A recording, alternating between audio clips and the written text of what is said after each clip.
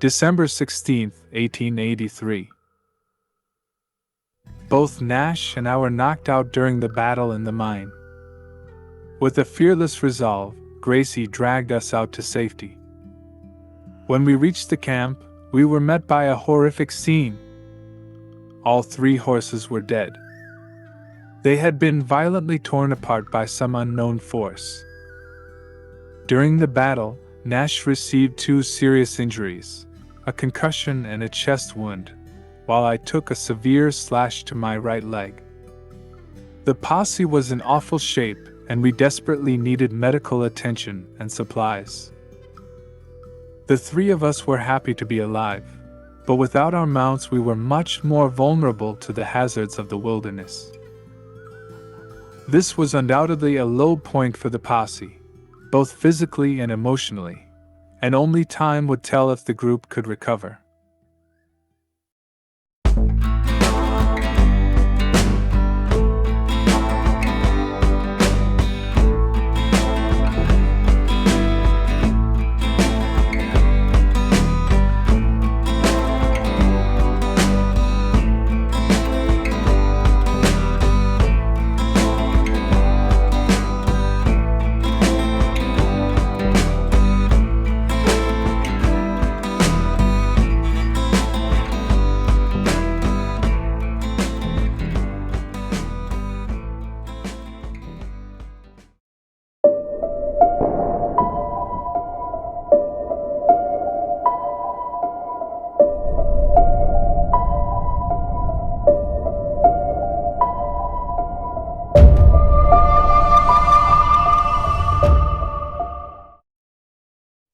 Hello everyone, and welcome to my channel.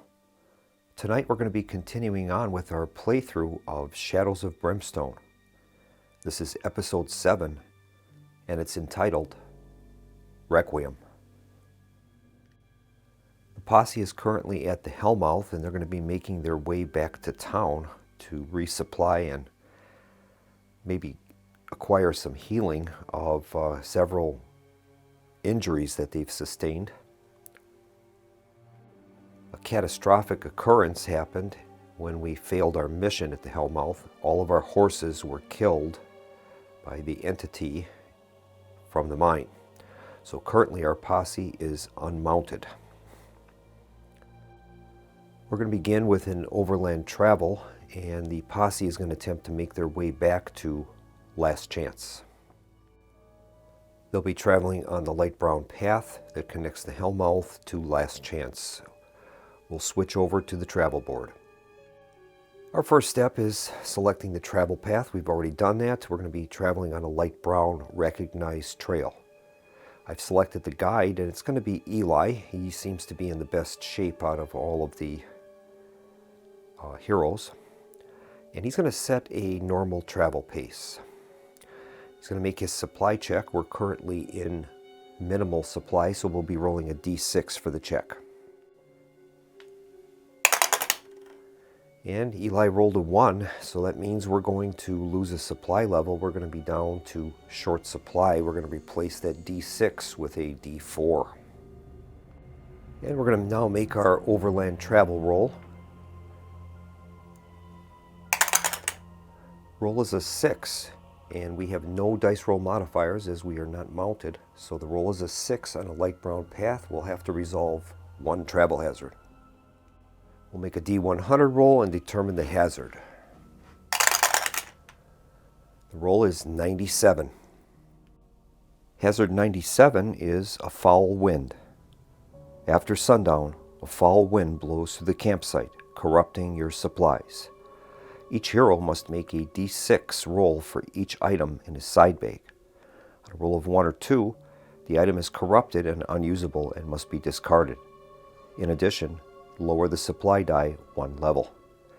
Alright, the posse members currently have no items in their side bags, so they won't be making any rolls for that, but they are going to reduce the supply level. They're going to go from short supply to unsupplied, so we have no supply die remaining. So the posse arrives in the town of Last Chance, and there they're going to undertake a town adventure.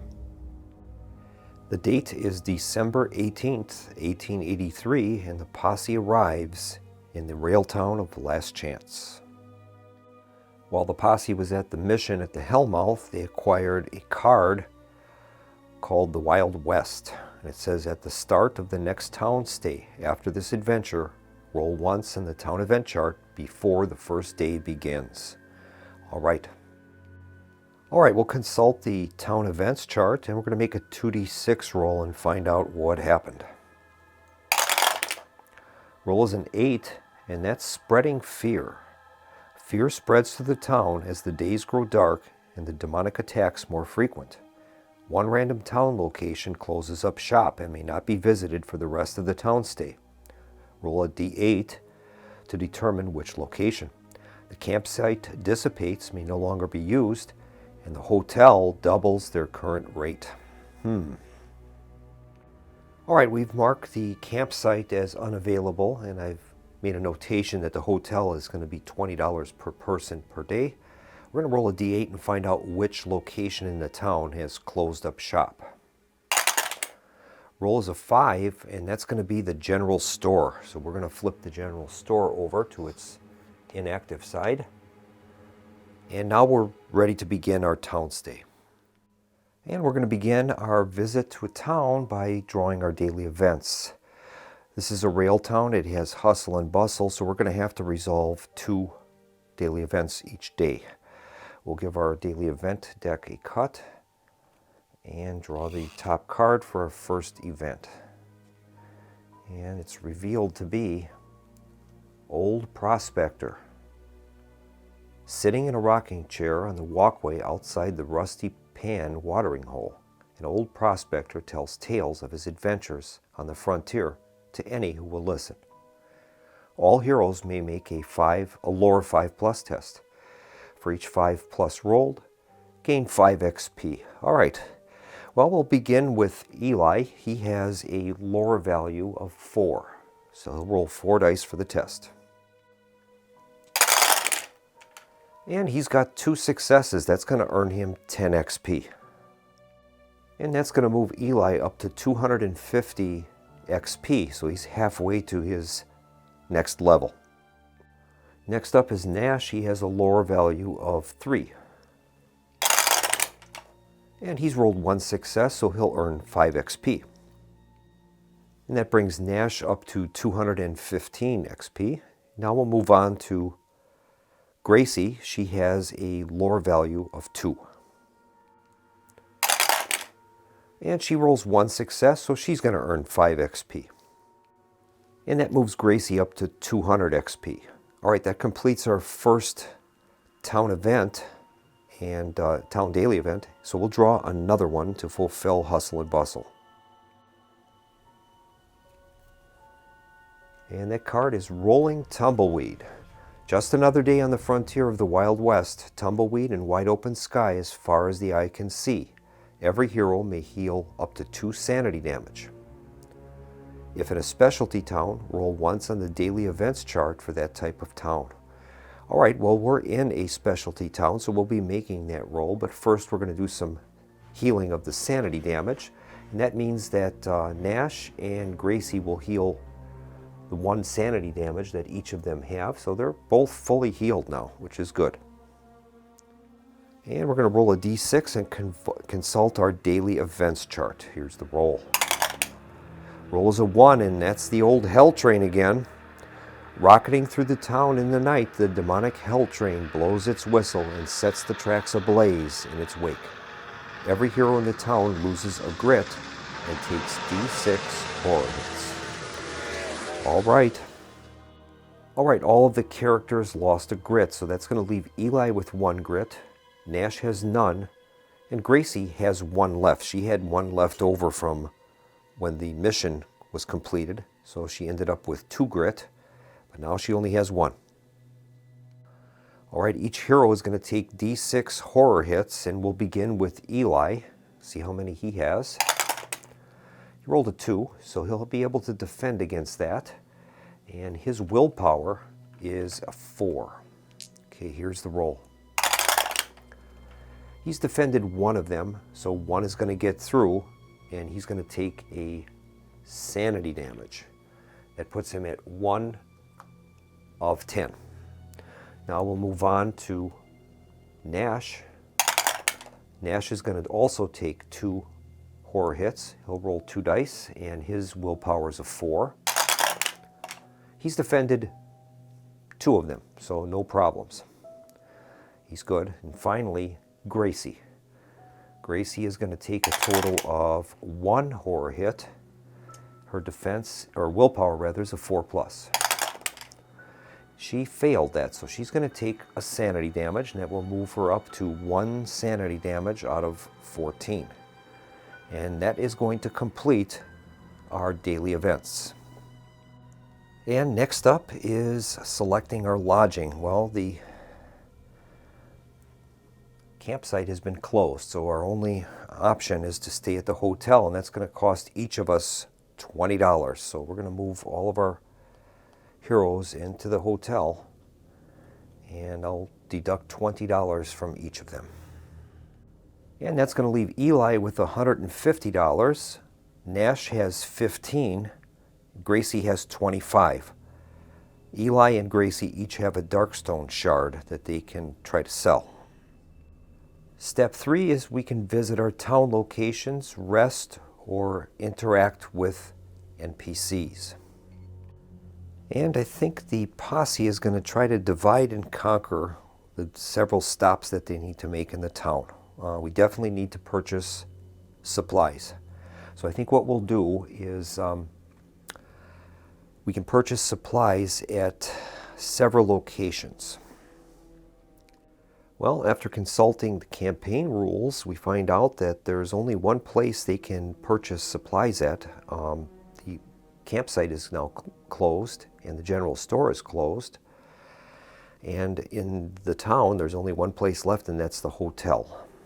So I think we'll have Gracie stay at the hotel. She can rest up, and she'll purchase the supplies there. And I think we'll probably try to sell, the only place we can sell our Darkstone at is at the gambling hall. So what we'll do is Gracie is going to give her shard to Eli, and Eli will attempt to sell those shards at the gambling hall. So he'll move to the gambling hall,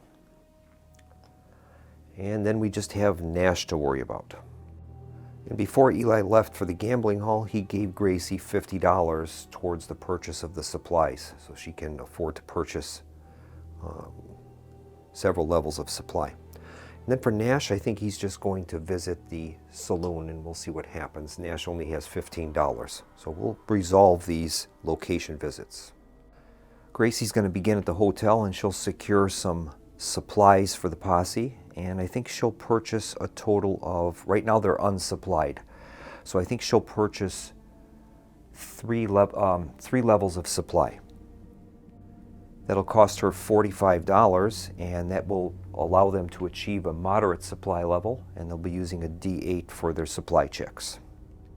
And then while Gracie's at the hotel, she's going to rest, and she'll be able to recover D3 health or sanity. She rolls a 1, and that's just enough for her to recover the sanity level that sanity damage she had. So she's fully healed. And now we'll move on to Eli at the gambling hall, and he'll make a 2d6 roll on the location event chart. He rolled a 6, and that's laughter, cheers, and sadness. Smoke fills the air, and the cheering thrill of winners roars through the hall, while the empty despair of the drunk and down on their luck lingers in the shadows. No event. Well, the first step is Eli is going to go to cash in Darkstone. He's able to sell each shard for $50, so that'll earn him $100 in cash. And I think Eli is going to use that $100 he just got from the sale of the Darkstone. He's going to purchase 2 fine cigars and a bottle of whiskey. That'll cost him $100. And that's going to end Eli's visit at the gambling hall. And we'll move on now to Nash at the saloon. Nash will make his location event roll. He You rolled a 4, and that says spilled drink. A drunken saloon patron blames his spilled drink on you and starts talking about a duel at sunrise. You can either leave town at the end of the day or buy him and his friends another round of drinks costing D6 times $25. Well, unfortunately, Nash doesn't have that money, so he is going to have to leave the town by the end of the day, and I think we're probably going to do that anyway. So Nash will return back to the hotel and tell his friends of the spilled drink incident, and that's going to conclude their town visits. Step 4 is our draw rumor token, and we'll find out what rumors and yarns are floating around the town. And everyone seems to be talking about a mission called Hunting Ground. It's a werewolf kin mission. We'll switch to the campaign map, find out where that mission is available, and then we'll take a look at that mission. We've consulted the mission location table. The roll was a 14. That indicates that the mission will become available at Arzakov's Gate. So we'll place the mission down there, and then we'll take a look at that mission and see what the specifics are of it. We'll bring the Hunting Ground mission up on the screen, and that reads, "At last, you have tracked the werewolf pack master to its lair. Forming a hunting party to join your hero posse, you set out into the dark caves for the final showdown with the villain. Within moments, however, you feel a dark dread sink in, and a nagging suspicion that it may be you that is being hunted." All right, the reward for the mission is each hero would be able to draw 2 extra loot cards found among the tattered rags and broken bones within the den. Failure, each hero would lose 1 health permanently as a deep scar to remind them of their bout with the savage beasts. All right, well, we've placed that mission on the board, and we'll continue on with our town stay. All right, step 5 is our end of day, and we have to check for town events. The track is at 1, so only on the result of a 1 will we have a town event. Here's the roll. Roll is a 6, so we're safe. We'll move up our track up to 2. And now the posse has to decide if they're going to stay in town or ride out. They don't really have enough to purchase horses to replace the lost ones yet, so we're going to have to remain unmounted, I think, for the time being. We could afford, they cost $75 a piece for a general horse, so we'd be able to afford 1, but that isn't going to help us much in the way of gaining any overland travel benefits. So I think we'll remain unmounted for the time being. There is a mission available at the ruins of Camp Anderson, and that's the search party mission, and I think we are going to undertake that. It's close by, and that would offer us a chance to raise some capital and maybe purchase some horses following that mission. So I think we are going to make our way towards the ruins of Camp Anderson and undertake the search party mission. Let's take a look at the search party mission.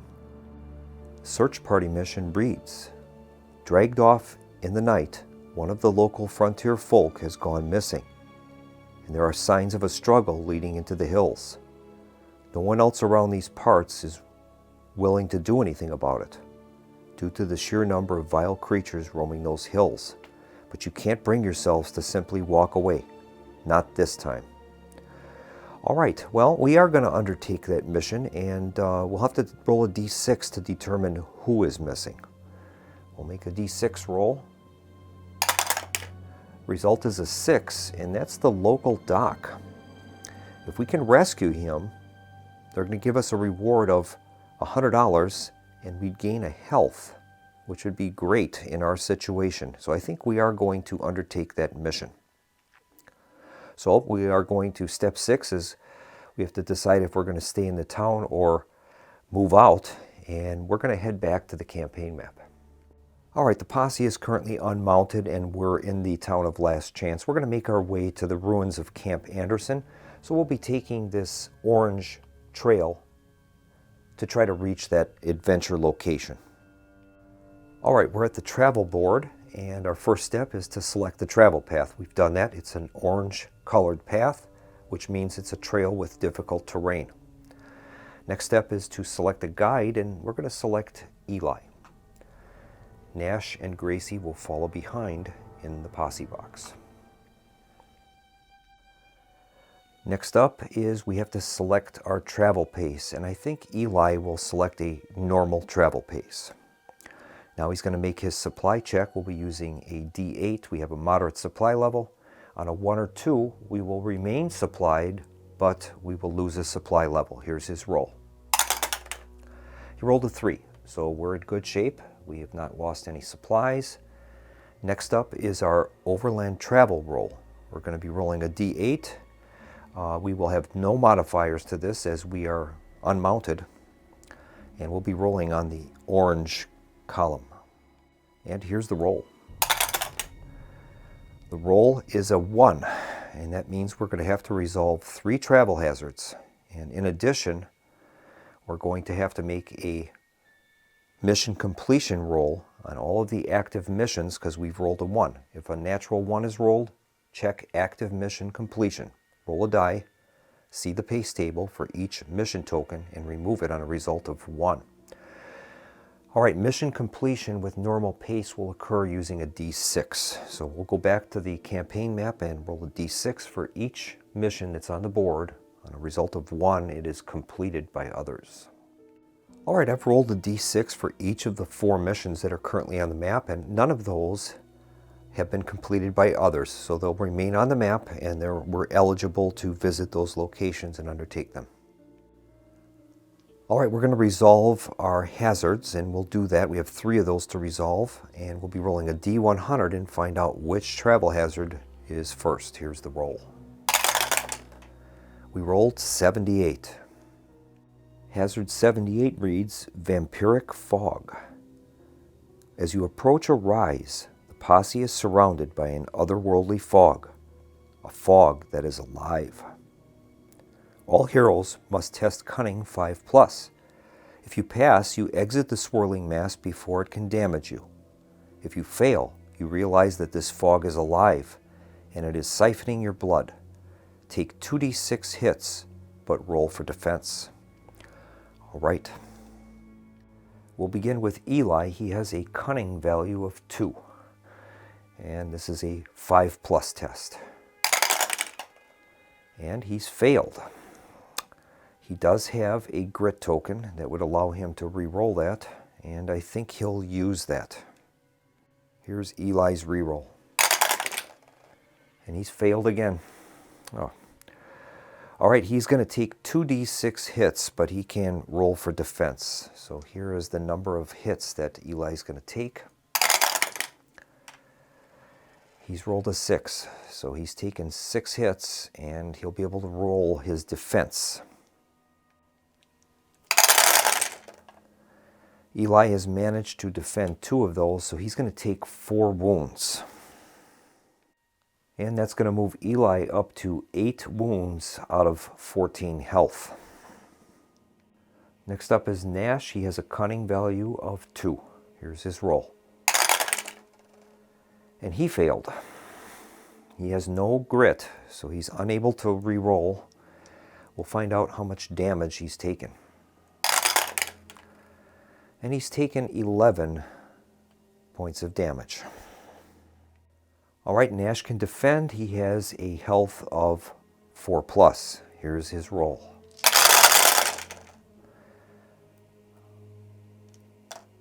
And Nash has a total of 4 defense. That means 7 wounds are going to come through.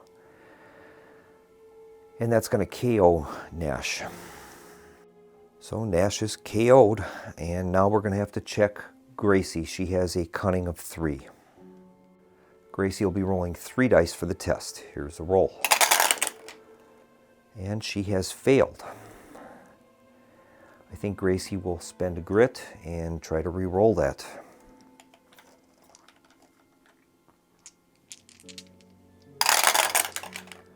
And she passed, so she'll take no damage from that, but now we've got a KO'd Nash. All right.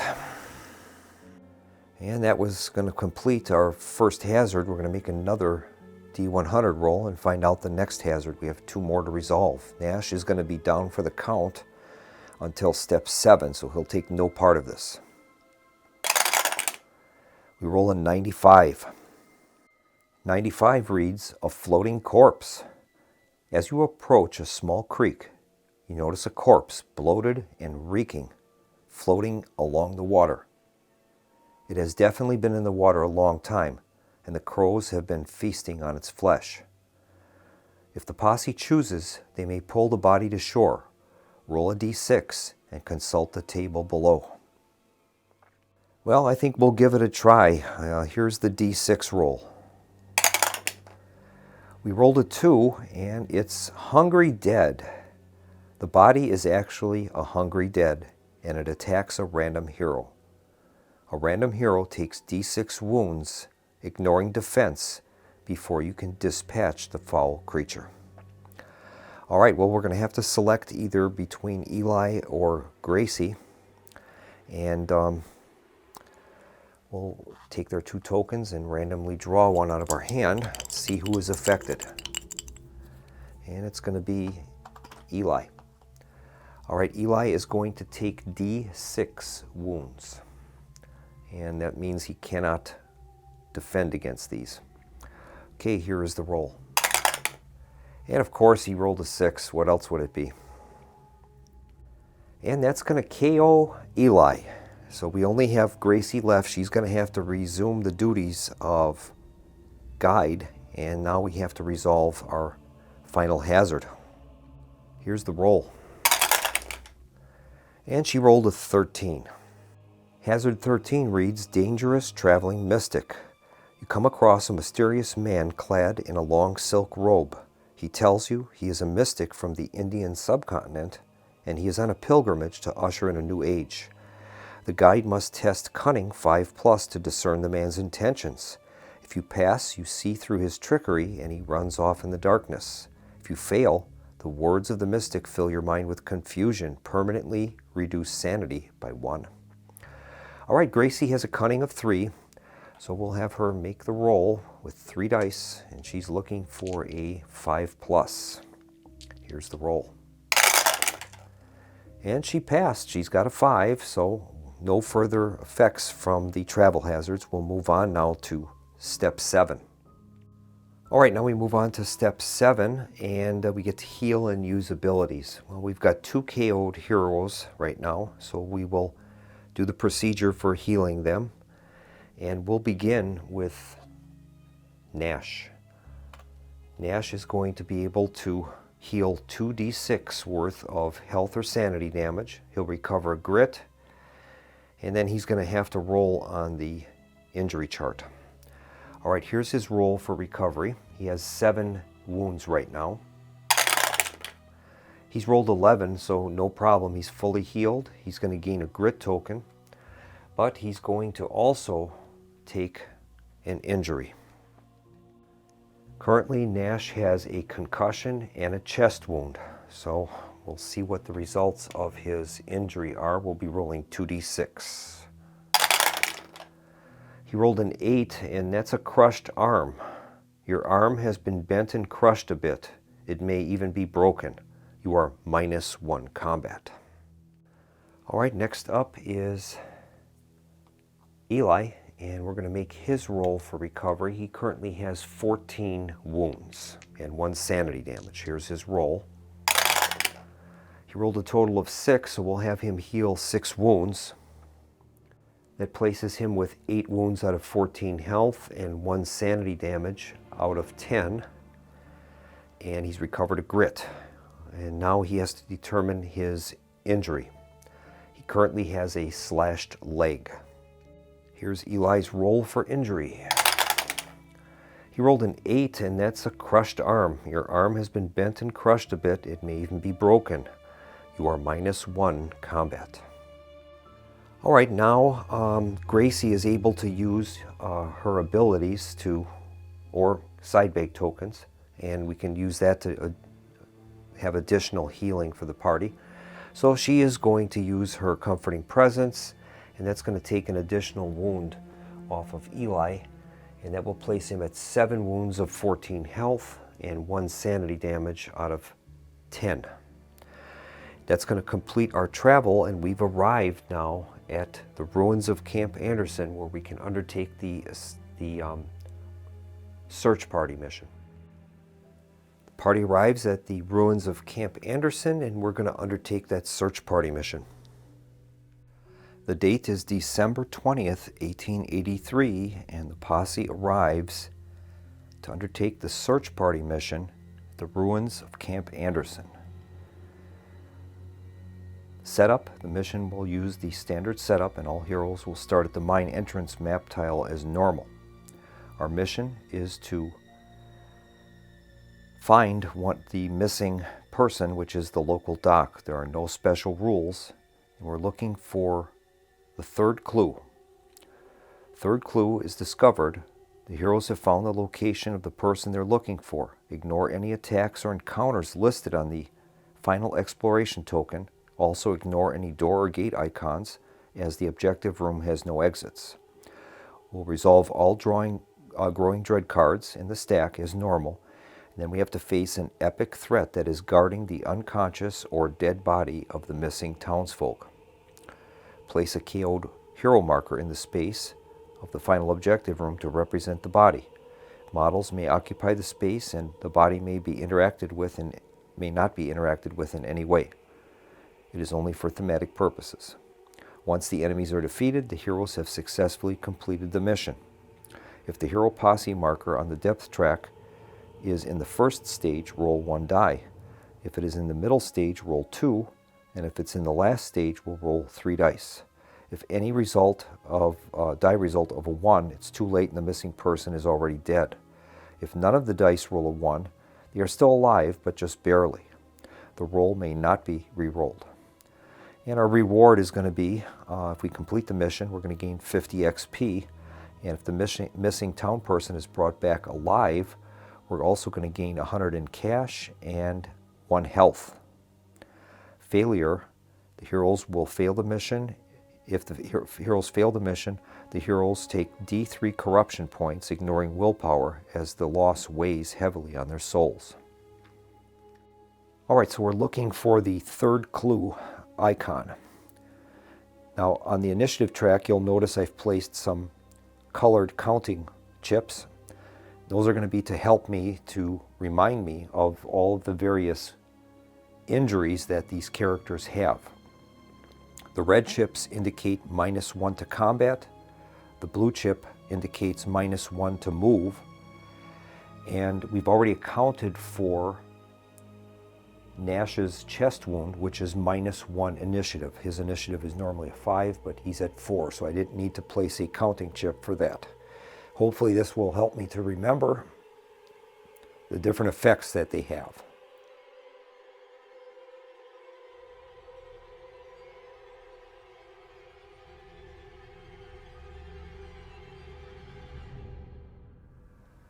We'll start the mission with 1 revive token, and we're ready to begin. We'll start with the Holding Back the Darkness. Roll is a 6, and we failed. Darkness will move up 1. And now we're going to activate in order of initiative.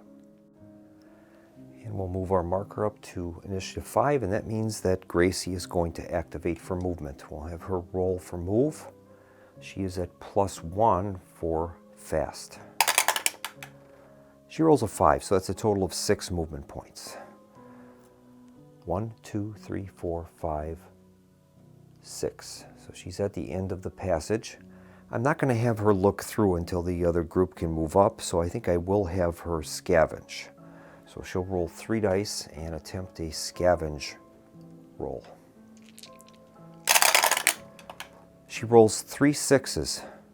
That is absolutely amazing, and she's going to draw 3 scavenge cards. Alright, she's going to draw 3 scavenge cards. We're just going to mix these. I'm no longer cutting this deck. I think that is what's causing my bad luck. So we're just going to shuffle these up and just take them as they are. And we'll start out with the first scavenge card for Gracie. And she gets something shiny. 10 XP. There's something back there. Roll a d6. All right, we'll have her roll a d6. She rolled a 3, and that's a dark stone. Okay, we'll award her a dark stone. All right, her next card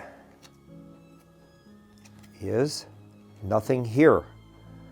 The room appears to have nothing of value, nothing to find but 10 XP. And now here's the last one. Nothing here, 10 XP. So she's earned a total of 30 XP and the dark stone. That's pretty good by my standards of luck. We'll mark the room with a scavenge token. That's going to complete Gracie's activation. We'll move on now to Nash. Nash will roll for movement. He's fast as well. And he rolled a 2, so he'll have 3 movement points. We'll move him up 3.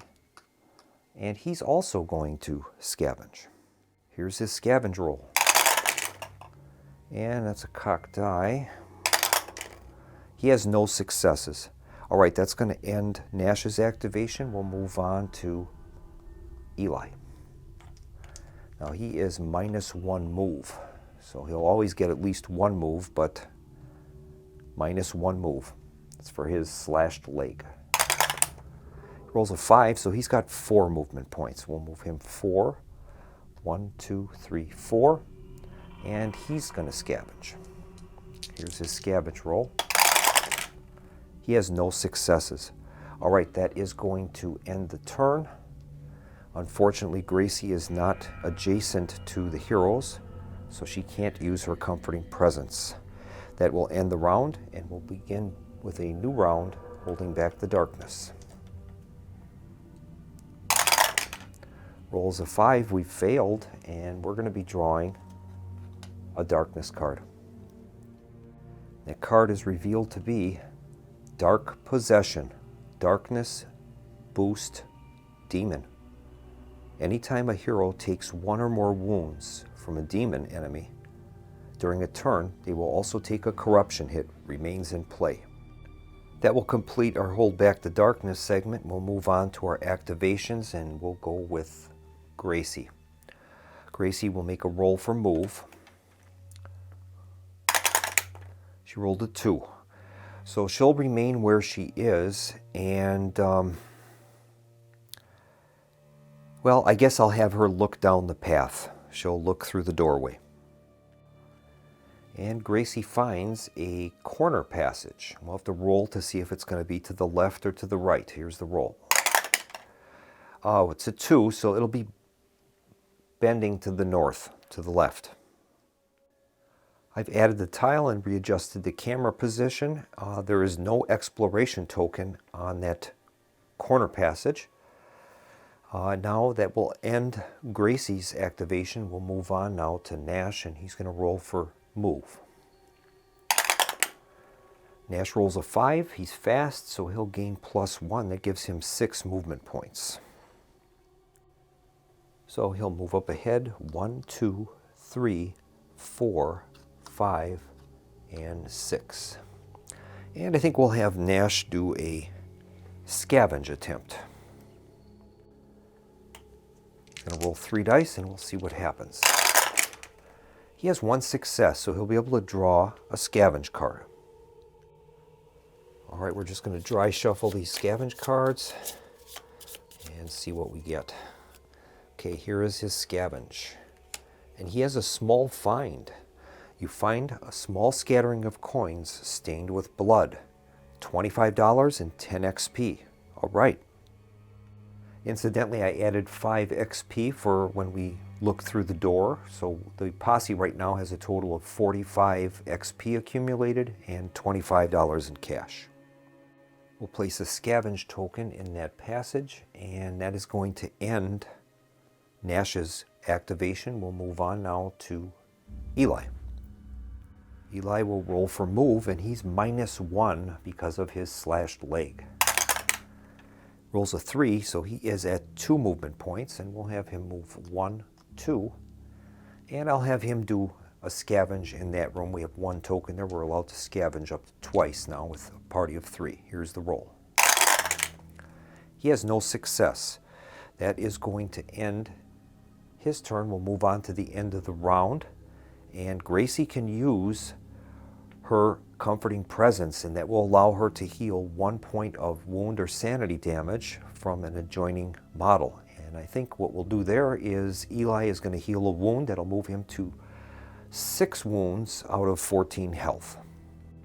That will complete the round, and we'll move to a Hold Back the Darkness. Incidentally, I should mention that at the start of every mission, I reshuffle every deck that we use. So in other words, the gear deck is shuffled, the encounter decks are shuffled. So I always put everything back in, and it will always be available during the start of each mission.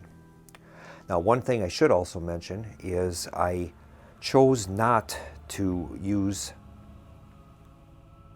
the thematic missions table. That's a rule in the campaign rules that allow a die roll to see if a mission has a theme assigned to it. And when that happens, the benefit is that the posse gains an extra revive token.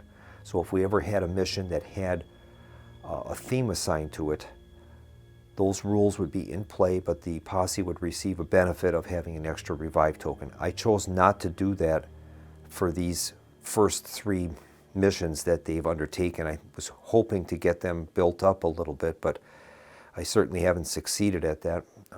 This posse's in terrible shape with the injuries that they've sustained and the permanent losses to health for Nash and for Gracie. That's been very tough to overcome. Here's our roll for Holding Back the Darkness. We rolled double 3s, and that's going to be a depth event. And the depth event is Creeping Darkness. The darkness is always searching for a way out. Move the darkness 2 steps forward on the depth track. All right, that's going to move us from 2 up to 4, and that is going to set off another darkness card. And the next darkness card is Whispering Voices. Darkness Insanity. We knows you are here. Come join us. Each hero takes D6 horror hits. Also, 1 random hero must pass a Spirit 4+ test or immediately roll once on the Madness table. Oh boy. All right, each hero is going to take D6 horror hits. We'll begin with Gracie. She takes 5 horror hits, so she'll be able to roll her willpower, and she'll roll 1 die for each of those hits. Here's her willpower test. She has 4+. She was able to stop 2 of those. 3 will get through, so she's going to take 3 sanity damage. That'll put her at 3 of 14 sanity. Next up is Nash. We'll see how many horror hits he has. He rolled 3, so he has a willpower of 4+. Here's his roll. He stopped none of them, so he's going to take 3 sanity damage. That places Nash at 3 of 10 sanity. Finally, we have Eli. We'll have him make a roll. Eli has a total of 3 sanity, or 3 horror hits rather. He'll roll 3 dice for his willpower, 4+. He stopped 2 of the 3, so he's going to take 1 sanity damage, and that will move his sanity damage at 2 of 10. All right, now we have to select a random hero to do a Spirit 4+ test. And we'll use the hero tokens. I'll just randomize those in my hand, and we'll draw one, and that's the person to take the test. And that's going to be Eli. All right, Eli has a Spirit of 3, so he'll be able to roll 3 dice for this test. And he needs a 4 or greater. Here's his roll. And he passed it. He's got a 6, so no further damage has been acquired. We'll move on now to activations in order, starting with Gracie. Gracie will roll for movement. She has +1 for fast.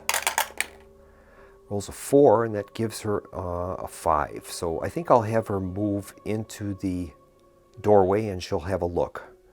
So we'll have her move 1, 2, and 3, and she'll take a look down the passage.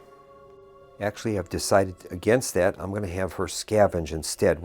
Eli is slow with that slashed leg, so he might not be able to move up fully. So we'll wait till he gets up there, and I'll have her do a scavenge roll. So we'll have her do 3 dice, and for each 6 she gets a scavenge card. She has 1, so we'll get the scavenge deck out, and we'll give that a shuffle and see what she gets. She finds nothing here. 10 XP. Well, we'll award the posse 10 XP and place another scavenge marker there that will finish the scavenging in that bend. Place the scavenge marker, and that will end Gracie's activation. We'll move on now to Nash, and he's going to roll for movement. Rolls a 3, and that's modified to a 4. I think I'll just have him move up. And since we've got a cordon there, I guess I'll have Nash. Yeah, maybe I'll wait. Yeah, Nash will wait. He can't do any scavenging, and he won't look down the passage. We'll wait. We'll move on now to Eli. He is going to activate, roll for movement. He's -1 because of the slashed leg. Rolls a 6, so that's modified down to a 5. So we'll have Eli move up 5 points. 1, 2, and 3. And that is going to end Eli's turn. We'll move to the end of round sequence. And Gracie is going to use her comforting presence. Eli is going to heal a wound. That will bring him to 5 wounds of 14 health. And Nash is going to heal a sanity, and that will put him at 2 of 10 sanity. That will complete the round. And we'll start a new round and hold back the darkness. Here's the roll. Rolled a 9, so we've passed that. And I should have moved our posse marker up 1 for the passage that we did find. All right, that is going to complete the hold back the darkness phase, and we'll activate Gracie. She'll roll for move. She rolls a 3, so she's already at a position where she can look down through the door, and we'll do that. That's going to earn her 5 XP, and we'll draw a map deck card. She finds a mining room. All right, we'll lay out the new passage and change the camera position. We'll place an expedition token in that location, and that is going to complete Gracie's activation. We'll move on now to Nash. Nash will roll for movement. He rolls a 1. All right, so that's going to entitle him to a grit token. That's his second grit token. And he is going to remain where he is. We'll keep that cordon there until we can discover what that exploration token is. That'll end his turn. We'll move on now to Eli. He'll make a roll for movement. I guess I should put that into the frame so that you can see it. And we'll make a roll for move. He rolls a 3, so he'll remain where he is, and we'll go on to our exploration portion of the phase and reveal that token. I apologize, I had the microphone off, so we are going to reveal our exploration. That has 1 gate, and there will be an attack. We'll make a roll and determine which path has the gate. Roll is a 6, so that is going to be the passage to the right. And we'll place a gate marker there. Next, we have to draw a medium threat to find out what is the basis of this attack. And the threat is revealed to be a peril die of tentacles, a peril die of hungry dead, and 2 corpse piles. All right, we'll lay that out. We'll make a roll for the tentacles, and that's a peril die's worth. That's 3 tentacles. And now we'll make the same peril die roll for the hungry dead. And that's 6. So we've got 3 tentacles, 6 hungry dead, and 2 corpse piles. The enemy models have been placed onto the map tile. We have 2 corpse piles in the back, 6 hungry dead, and 3 tentacles. All right, we are going to begin now. That will actually be the end of the round. It's the end of the round. Gracie is able to use her comforting presence, so she's going to heal a wound from Eli and a sanity damage from Nash. And we're ready to start the Hold Back the Darkness segment. And I think we're going to end the video here, and we'll regroup with the battle in the mining room.